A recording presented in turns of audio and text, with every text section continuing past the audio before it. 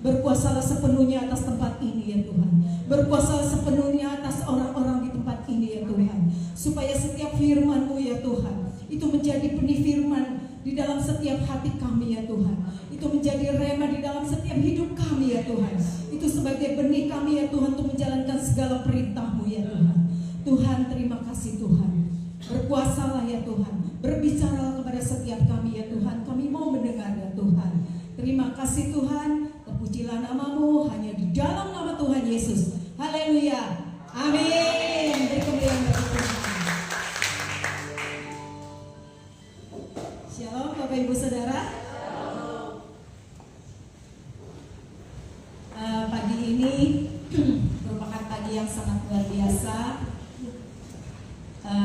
Saya merasakan kembali berkumpul dengan saudara seiman yang luar biasa ya. Mungkin ada beberapa yang belum mengenal saya. Saya bernama Maria ya. Saya nama kecil Lena, kadang suka dipanggil Ibu Lena ya. Tapi Bapak Ibu Saudara boleh memanggil saya dengan Ibu Maria ya. Saya percaya Bapak Ibu Saudara begitu diberkati di tempat ini. Amin. Amin ya Bapak Ibu Saudara. Saya memiliki 3 anak ya, 1 perempuan, 2 laki-laki ya, 2 laki-laki yang duduk bersama dengan saya ya. Bapak Ibu Saudara, itu cukup ya perkenalannya ya. Oke, hari ini saya akan tema khotbah saya adalah kata sepakat ya Bapak Ibu Saudara. Sebelum memulai khotbah saya, sebelum memulai firman hari ini, mungkin sebagai pembukaan kita akan membuka Amsal 16 ayat 20. Mari Bapak Ibu Saudara kita bersama-sama membuka Alkitab elektronik kita ya, karena saya percaya di sini gak ada yang bawa Alkitab buku ya. Enteng ya pakai elektronik ya sekarang ya. Oke, Amsal 16 ayat 20. Bapak Ibu Saudara sudah dapat? Sebagai pembuka ya ayat firman hari ini ya. Kita baca 3, 2, 1. Siapa memperhatikan firman akan mendapat kebaikan, dan berbahagialah orang yang percaya kepada Tuhan. Saudaraku yang terkasih, ternyata memperhatikan firman Anda akan menerima apa?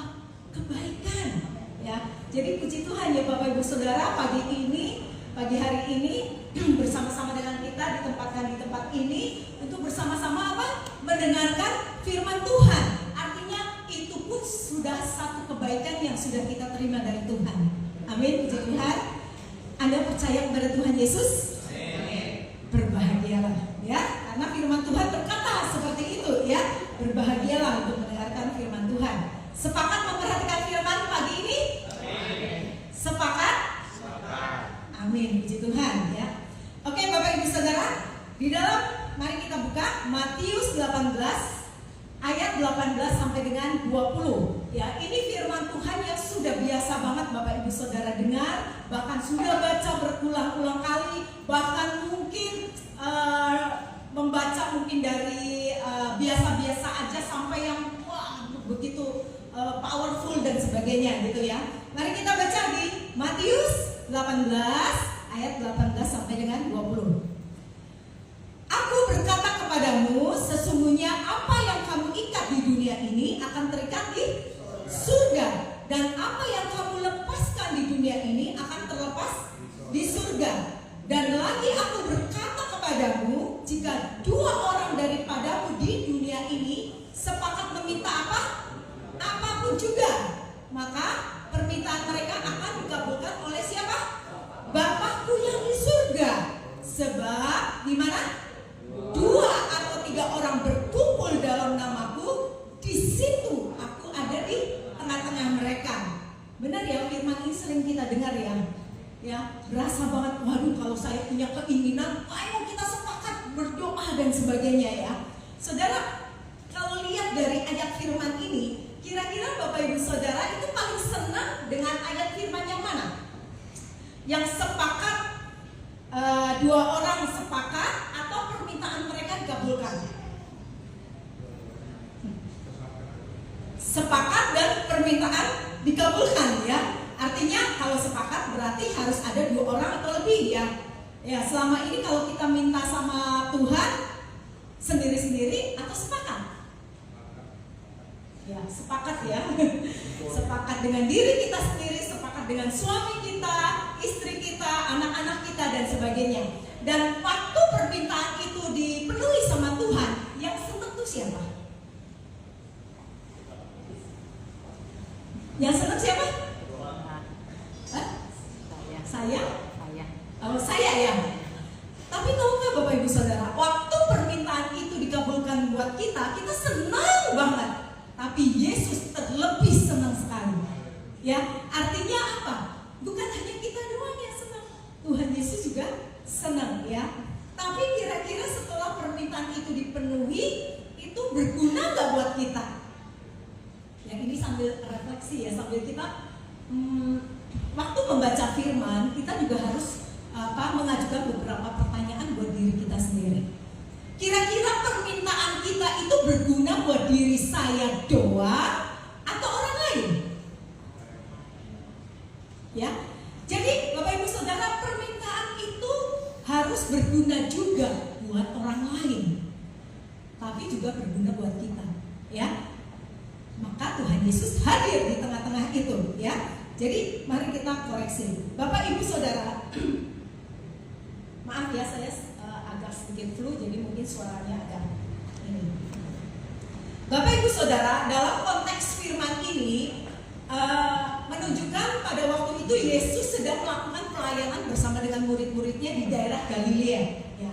Tapi tahukah Bapak Ibu Saudara, waktu Bapak Ibu Saudara sampai dengan firman ini, ya, firman Matius 18 ini, ya, ayat 18 sampai dengan 20 ini, Bapak Ibu Saudara mesti mundur dulu ke ayat sebelumnya supaya mengetahui kenapa bisa Tuhan berbicara apabila sepakat 2 orang atau lebih, maka permintaan mereka akan dikabulkan.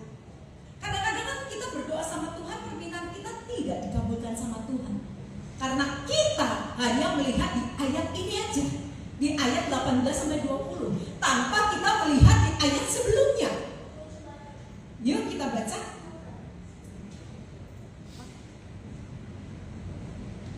Ayat 18 ya, Bapak Ibu Saudara bisa baca di rumah ya, karena itu agak panjang gitu ya.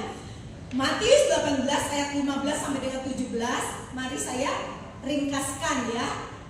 Ringkaskan ya. Jadi Tuhan itu lagi nunjukin tentang cara hubungan kita dengan orang lain. Ya, jadi sebelum Bapak Ibu Saudara mengajukan permintaan kepada Tuhan, Tuhan sedang ngajarin kita untuk terhubung dengan orang lain. Ya, makanya dia berbicara di ayat 15 dan 17.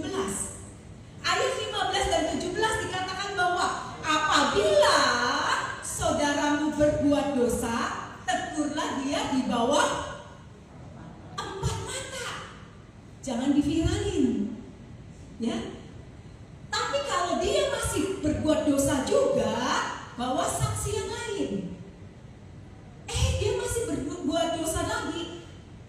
Sampaikan permasalahannya kepada jemaat atau permasalahannya kepada di komsel untuk membicarakan gimana nih supaya orang ini menjadi bertobat. Belum bisa juga, ternyata orang ini masih tetap jatuh di dalam dosa. Maka kita anggap bahwa orang itu tidak mengenal Tuhan. Bapak Ibu Saudara, ayat firman ini, Tuhan itu sedang mengajarkan bagaimana ini kita connect sama Tuhan. Bagaimana kita berhubungan sama Tuhan yang keren. Bagaimana kita berhubungan dengan Tuhan itu dengan cara yang ilahi, yang smooth, yang cantik, yang sehat. Ya, Bapak Ibu Saudara. Jadi kenapa waktu kita mengajukan permintaan atau permohonan kepada Tuhan, Tuhan berkata sepakat 2 orang atau lebih, maka permintaanmu akan dikabulkan. Dengan syarat ayat 15 tadi.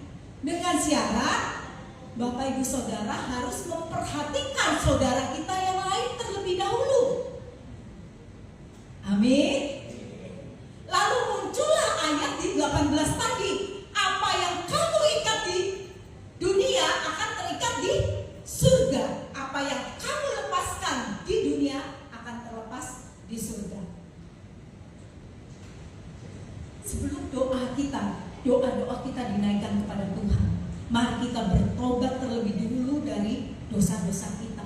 Kita menjauhkan dulu dari segala dosa dan salah kita. Amin.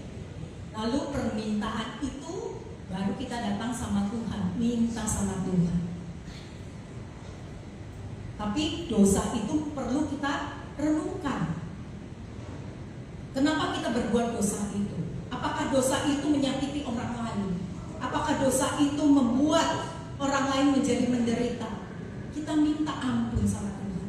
Lalu kita datang kepada orang-orang yang karena kelakuan kita mereka menderita. Kita minta ampun, kita minta maaf dan sebagainya. Lalu kita minta sama Tuhan segala permintaan kita. Dengan cara apa? Permintaan itu apakah mengikat kita nantinya di dunia ini ataukah untuk kemuliaan Tuhan? Makanya Bapak Ibu Saudara mesti perhatikan permintaan Bapak Ibu Saudara kepada Tuhan. Lalu dari ayat 18 ini, kalau Bapak Ibu Saudara menyadari bahwa segala sesuatu yang kita minta sama Tuhan itu nantinya tidak mengikat kita di dunia ini, maka ada ayat yang ke-19 ini yang powerful yang Tuhan berikan. Maka aku akan berkata kepadamu, 2 orang daripadamu di dunia ini sepakat meminta apapun juga, maka permintaan itu akan dikabulkan Bapakku di surga. 2 orang saja, Bapak Ibu Saudara. Mari kita pikirkan Bapak Ibu Saudara, kenapa sih Yesus memilih kata sepakat?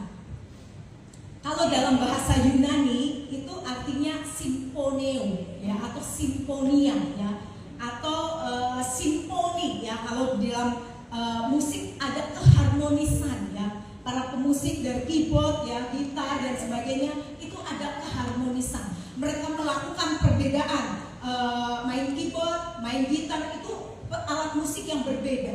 Mereka memiliki karakter yang berbeda, tapi mereka sepakat disatukan oleh Tuhan di dalam keharmonisan. Makanya dia bisa menyanyikan atau bisa menaikkan pujian-pujian yang menyenangkan hati Tuhan. Rupanya Bapak Ibu Saudara, Tuhan Yesus menggunakan kata sepakat ini karena memiliki makna yang dalam. Di mana sepakat, dia katakan dikatakan dua atau tiga, artinya apa? Dua karakter, dua gaya hidup, dua pribadi yang sepakat untuk memuliakan, memuji, menyembah Tuhan. Tapi Bapak Ibu Saudara, makna yang mendalam seperti ini. Dua pribadi, waktu saya bersama dengan orang lain akan sepakat berdoa, tapi dia memiliki karakter yang berbeda. Saya mungkin tadinya sombong, saya mungkin tadinya suka mementingkan diri sendiri.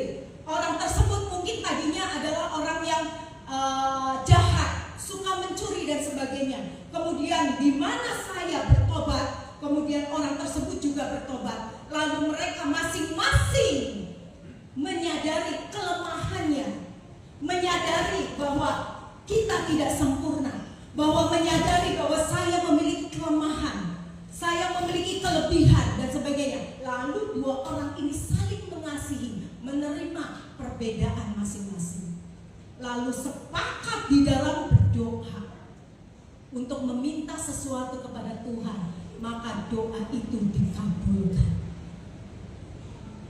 Bapak Ibu Saudara, paham arti kata sepakat? Dua pribadi, dua karakter, tiga pribadi, tiga karakter bersatu di dalam kasih, di mana masing-masing memiliki penerimaan perbedaan di dalam kasih. Kenapa Bapak Ibu Saudara dikatakan mari kita suami istri mengadakan mesbah doa, suami istri dan anak-anak mengadakan mesbah doa? Bapak Ibu Saudara, tahukah bahwa keluarga Bapak Ibu Saudara adalah jemaat mula-mula Bapak Ibu Saudara, di mana Bapak Ibu Saudara harus mengembalakan jemaat itu sebagai jemaat mula-mula, di mana ada beberapa kepribadian, beberapa karakter, beberapa keinginan, beberapa sifat yang mungkin tidak sama, sehingga mereka lalu di dalam kasih berdoa bersama-sama. Makanya kenapa sering dikatakan waktu sepakat suami istri dan anak-anak berdoa, doanya dikabulkan oleh Bapa di surga, karena mereka ada kasih, menerima perbedaan. Amin Bapak Ibu Saudara.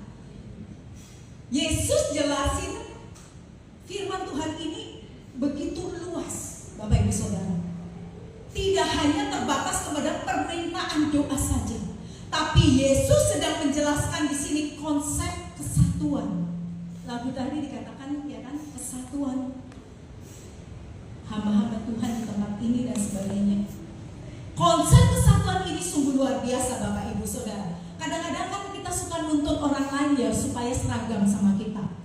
Kadang-kadang kita suka menuntut anak-anak kita supaya sama seperti kita. Benar? Karena apa? Manusia memang cenderung suka dengan keseragaman. Ya. Kemarin 17-an gitu ya, oh seragam, seneng gitu ya, oh sama-sama. Kalau nggak sama, kok kamu nggak sama dan sebagainya. Itu baru seragam. Ya.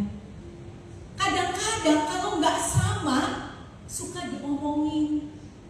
Kalau kamu nggak nurut dengan kita, aturan dengan kita dan sebagainya, langsung dianggap dosa lah, dianggap nggak benar dan sebagainya. Karena memang manusia cenderung suka dengan keseragaman. Nah, Bapak Ibu Saudara, kita sepakat bahwa sepakat di sini adalah mahir menerima apa? Perbedaan, Bapak Ibu Saudara. Kita harus menerima perbedaan dari sesama kita, dari orang-orang di sekeliling kita. Kalau perbedaan itu mengarah kepada dosa, tadi ayat firman itu, ajak, ya, ajak saksi yang lain, kemudian didiskusikan, kemudian didoakan dan diajak untuk bertobat. Ya. Sepakat di sini adalah mahir di dalam menerima perbedaan. Ya, Bapak Ibu Saudara, Tuhan Yesus mengajarkan ini. Tuhan sangat-sangat paham tentang kesatuan ini. Ya. Jadi konsep sepakat adalah menerima perbedaan, ya. Dua orang yang menerima dalam kasih, menerima segala perbedaan karakter dan semuanya, itu Tuhan sangat mengasihi. Karena Tuhan pada dasarnya tidak suka dengan orang-orang yang saling menyakiti, tidak suka dengan orang-orang yang mengalami kepahitan, tidak suka dengan orang-orang yang berjalan sendiri-sendiri. Yesus suka dengan kesatuan, ya. Makanya ada kesepakatan, ya. Bapak Ibu Saudara, kadang-kadang doa kita delay, ya. Kadang-kadang kok apa ya, saya udah berdoa lama sekali tapi Tuhan tuh nggak dengar, ya. Kenapa ya? Nah, mungkin Bapak Ibu Saudara, kita masih dengan ego kita masih suka mementingkan diri kita masih suka memaksakan kehendak kita kepada orang lain tanpa menerima perbedaan itu di dalam kasih, ya. Mari kita mahir di dalam menerima perbedaan sehingga doa-doa kita semakin powerful, semakin diterima oleh Tuhan, ya. Sehingga itu terjadi di dalam setiap kehidupan, ya. Tuhan Yesus sendiri sebenarnya juga tidak sendiri, ya Bapak Ibu Saudara. Dia itu juga sepakat dengan Bapa di surga dan Roh Kudus, ya. Tuhan Yesus itu tidak mainnya one man show. Dia tidak penyanyi solo, dia tidak pemain solo dan sebagainya. Dia selalu apapun yang dia lakukan, apapun yang dia katakan itu sesuai dengan perkataan Bapa di surga dan Roh Kudus. Amin Bapak Ibu Saudara. Apalagi kita Bapak Ibu Saudara, ya. Kita perlu, ya, untuk kata sepakat menerima perbedaan, di mana kita perlu mentor, di mana kita perlu Bapak Gembala, di mana kita perlu para diaken, ya. Untuk apa? Untuk membantu kita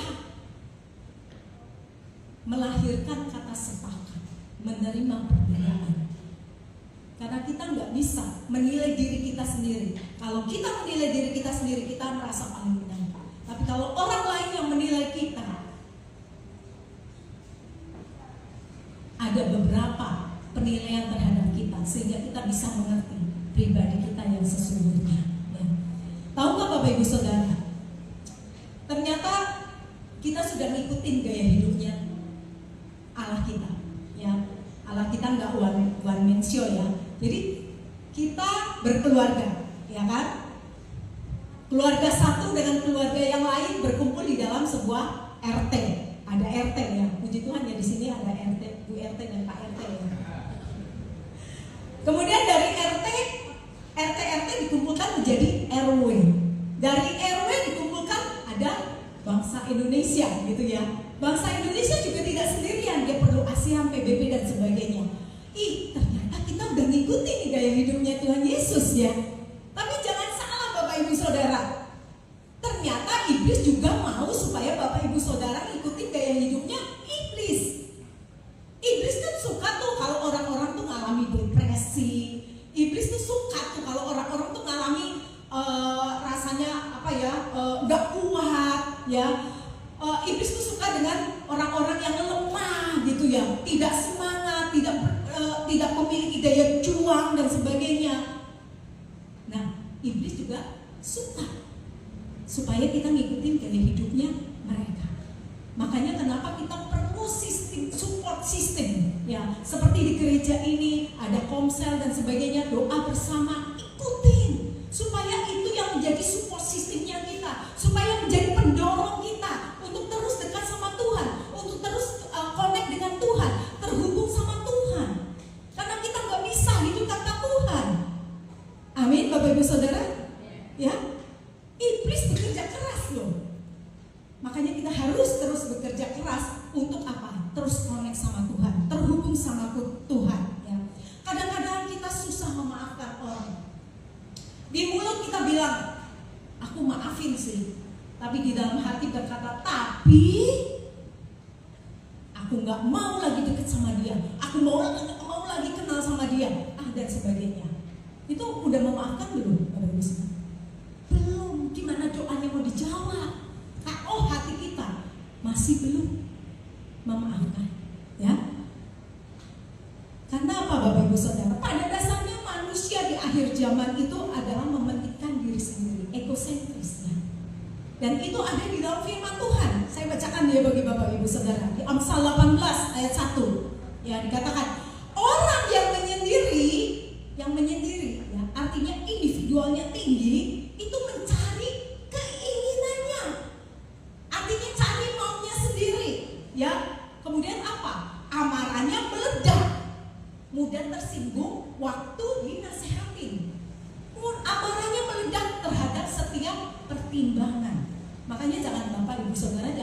sendiri ya, rame-rame aja. Amin Bapak Ibu Saudara, ya, rame-rame. Ya. Jangan minta berkat terus, minta sama Tuhan. Tuhan, apa sih yang bisa aku lakukan bagi Engkau? Jangan apa-apa minta sama buat kepentingan diri kita sendiri, buat keluarga kita sendiri. Enggak. Mari kita minta sama Tuhan supaya apa sih Tuhan yang bisa aku berikan bagi Engkau untuk membalas kasih-Nya Tuhan. Amin Bapak Ibu Saudara. Coba koreksi dalam diri Bapak Ibu Saudara. Saya datang ke gereja untuk menyenangkan hati Tuhan atau menyenangkan diri sendiri atau orang lain? Melayani Tuhan, apakah untuk orang lain ataukah untuk Tuhan? Sambil kita koreksi supaya doa-doa kita Bapak Ibu Saudara dijawab oleh Tuhan. Ya, keberadaan kita, mari kita penting ini Bapak Ibu Saudara. Keberadaan kita itu adalah untuk menjadi berkat bagi orang lain. Tadi dikatakan bahwa kita diciptakan, lagu tadi diciptakan adalah untuk menjadi penyembah. Artinya untuk memuliakan Tuhan. Jadi bukan untuk memuliakan diri kita sendiri, tapi mari setiap kita hidup mengakui bahwa Tuhan sudah menciptakan kita di dunia ini adalah fungsinya untuk menjadi berkat bagi orang lain. Amin. Berkat bagi anak-anak kita, berkat bagi saudara kita, berkat bagi sesama saudara seiman kita, bahkan jadi berkat bagi orang lain yang tidak kita kenal. Amin Bapak Ibu Saudara. Ya, saudara mengandalkan Yesus, cinta Yesus. Apa tandanya cinta sama Yesus? Rajin ke gereja, rajin doa, rajin baca firman gak? Amin. Yang keras jangan ragu-ragu. Rajin baca firman gak? Amin. Walaupun cuma satu ayat, bagus. Amin Bapak Ibu Saudara. Mari jalin hubungan sama Tuhan. Ya, dengan cara doa dulu deh, nggak apa-apa. Kalau baca firman, saya nggak sempet waktunya. Terus kalau pas lagi begitu buka baca Alkitab, aku udah ngantuk. Belum juga baca ayatnya, udah ngantuk. Bapak Ibu Saudara, ingat, permintaan kita akan dipenuhi sama Tuhan kalau kita sepakat datang sama Tuhan. Tuhan, aku mau menyenangkan hatimu. Artinya ada dua sepakat, bukan buat diri kita sendiri. Aku mau buat Tuhan, maka aku mengadakan permohonan Tuhan kepada Engkau. Tuhan, aku menginginkan agar segala kebutuhanku terpenuhi, supaya aku bisa memuliakan Engkau di gereja, supaya aku menjadi berkat-Mu di rumah Tuhan. Saya tidak menjadi beban bagi orang lain, tapi saya menjadi berkat karena ada sumber berkat di dalam hidupku. Amin Bapak Ibu Saudara. Jangan mengharapkan kepada orang lain, manusia. Kecewa Bapak Ibu Saudara. Minta sama Tuhan. Nanya sama Tuhan, Tuhan apa sih? Apalagi nih Tuhan, aku udah mengerjakan ini, aku udah memberikan pelayanan, aku sudah mengadakan setiap minggu nih, bangun pagi-pagi, padahal pagi-pagi. Waduh, saat yang paling susah untuk saya bangun pagi, tapi demi Engkau Tuhan, saya mempersiapkan diri bangun pagi untuk ke gereja. Apalagi Tuhan, saya sudah melakukannya bagi Engkau, apalagi yang harus aku lakukan bagi Engkau? Terus katakan itu setiap hari Bapak Ibu Saudara. Nanti entah di mana Tuhan akan mendatangkan segala berkat itu kepada Bapak Ibu Saudara. Karena tanpa Bapak Ibu Saudara minta, Tuhan itu juga akan memberikan, karena Dia sayang banget sama kita. Dan ingat, kalaupun pernah hilang segala sesuatu di dalam hidup kita, kita taat, kita connect sama Tuhan, itu Tuhan akan mengembalikannya kepada kita 2 kali lipat. Bahkan yang belum pernah kita terima, Tuhan akan berikan. Itu ajaib loh Bapak Ibu Saudara. Serius Bapak Ibu Saudara. Saya percaya Bapak Ibu Saudara mengalami hal-hal walaupun kecil Bapak Ibu Saudara, Itu perhatiannya Tuhan kepada kita. Karena apa? Karena kita selalu perhatian sama Tuhan. Kita selalu mengurusi apa yang menjadi urusannya Tuhan. Maka segala sesuatu keinginan kita yang bahkan kita mustahil, Tuhan akan berikan bagi kita. Bapak Ibu Saudara, kalau Bapak Ibu Saudara ketemu masalah yang berat dan sebagainya, Bapak Ibu Saudara dengar aja kisah Ayub. Kalau yang baca firman dengar nih ya, kisah Ayub yang tadinya begitu punya segala sesuatu, tiba-tiba diizinkan Tuhan mengalami hal-hal yang luar biasa yang menurut saya kalau kita yang ngalamin gak sanggup. Dia kena penyakit, semua harta habis, apapun segala keluarganya habis. Tapi satu, dia tetap taat sama Tuhan. Waktu dia mengalami masalah, Ayub, dia ngerasa sendiri gak? Ngerasa di dalam keraguan gak? Pasti ngerasain. Tapi ingat, dia setia sama Tuhan. Dia tetap taat sama perintah Tuhan. Miliki iman yang teguh, ketaatan mutlak, dan kesetiaan yang sungguh-sungguh. Amin Bapak Ibu Saudara. Itu 3 hal yang harus Bapak Ibu Saudara tiap hari lakukan, tiap hari renungkan, tiap hari Bapak Ibu Saudara ingat 3 hal: iman yang teguh, ketaatan yang mutlak, dan kesetiaan yang sungguh-sungguh. Meski saya kasih 2 pilihan deh kepada Bapak Ibu Saudara ya. Waktu tantangan hidup, kita semua setiap hari mengalami tantangan hidup. Ada 2 pilihan saudara. Bapak Ibu Saudara lebih pilih stres ya, kalau menghadapi masalah, stres, depresi dan sebagainya, lalu amburadul di pekerjaan dan sebagainya, akibatnya ya amburadul, jadi gak konsen di dalam pelayanan, di dalam pekerjaan dan sebagainya karena stres dan sebagainya, dan iblis yang disenangkan. Atau Bapak Ibu Saudara lebih memilih, yes, ini masalahku, masalah ini akan membawa aku menjadi dewasa di dalam Tuhan. Gak apa-apa aku ngadepin masalah, aku akan selesaikan satu persatu. Karena apa? Masalah ini pasti selesai karena bersama dengan Tuhan, dan Tuhan disenangkan. Itu 2 pilihan Bapak Ibu Saudara pada hari ini ya. Jadi kalau ngadepin apapun juga, coba kita mau senangin iblis atau kita mau senangin Tuhan Yesus saja ya, dari dalam ya, dari dalam Bapak Ibu Saudara. Satu pernyataan dari saya: tinggalkan protes, nikmati proses. Tinggalkan protes, nikmati proses. Satu lagi, tinggalkan protes, nikmati proses. Yang waktu susah, senang dan sebagainya, mari kita nikmati bersama dengan Tuhan. Amin. Saya mau memberikan kesimpulan dari khotbah saya.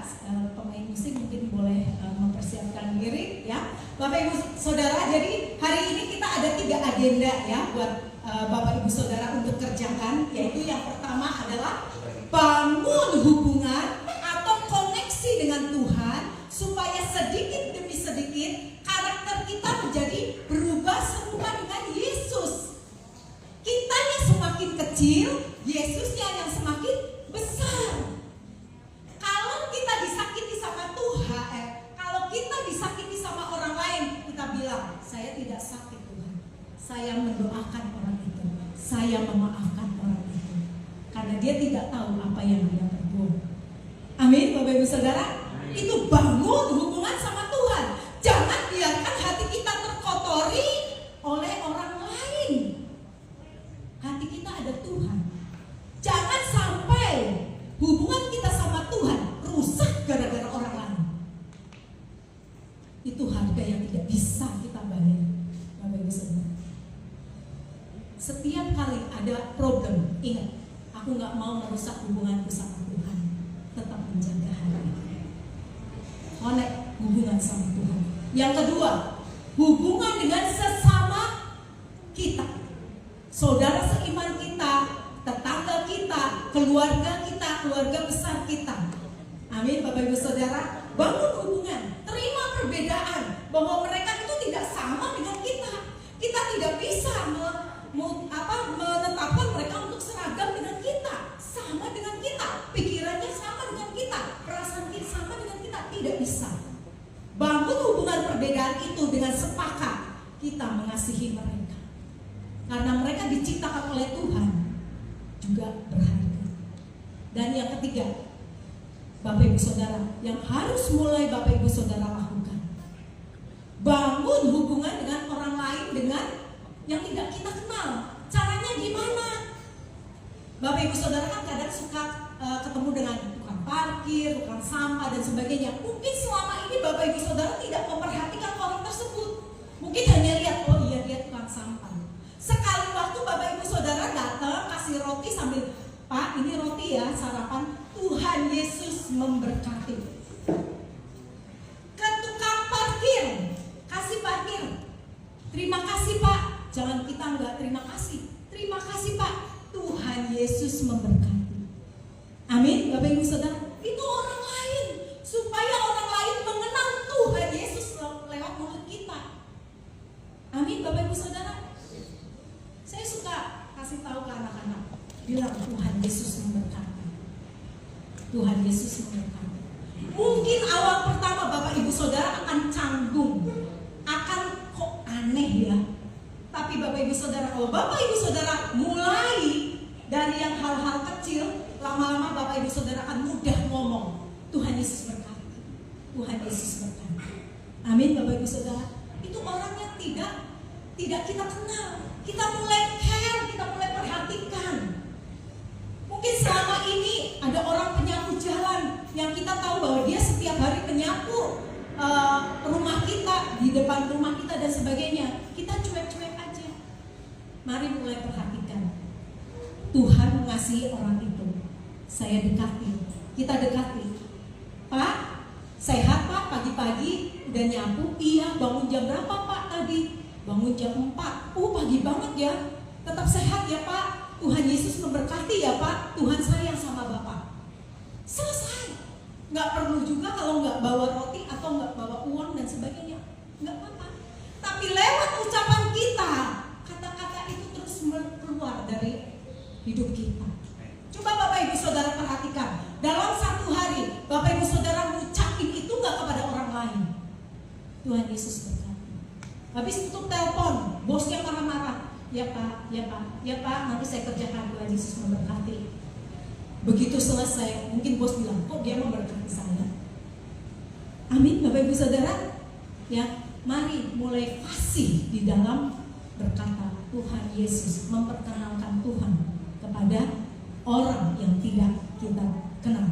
Bangun hubungan dengan orang luar, menjadi berkat bagi orang luar. Amin Bapak Ibu Saudara. Amin. Ada terakhir ya di dalam khotbah saya terakhir, saya mengutip nih dari seorang stand up komedi yang dari luar ya. Dalam hidup kita hanya ada dua hal yang perlu Anda khawatirkan ya. Jika Anda sehat, maka tidak ada yang perlu Anda khawatirkan. Tapi kalau Anda sakit, maka hanya ada dua yang perlu Anda khawatirkan. Anda akan sembuh membaik atau memburuk. Kalau membaik, Anda nggak perlu khawatirkan. Tapi kalau memburuk, ada dua hal yang perlu Anda khawatirkan. Anda akan masuk surga atau masuk neraka. Kalau masuk surga, ya nggak perlu Anda khawatirkan. Tapi kalau masuk neraka, perhatikan Bapak Ibu Saudara, Anda mau pilih original atau super crispy? Tuhan Yesus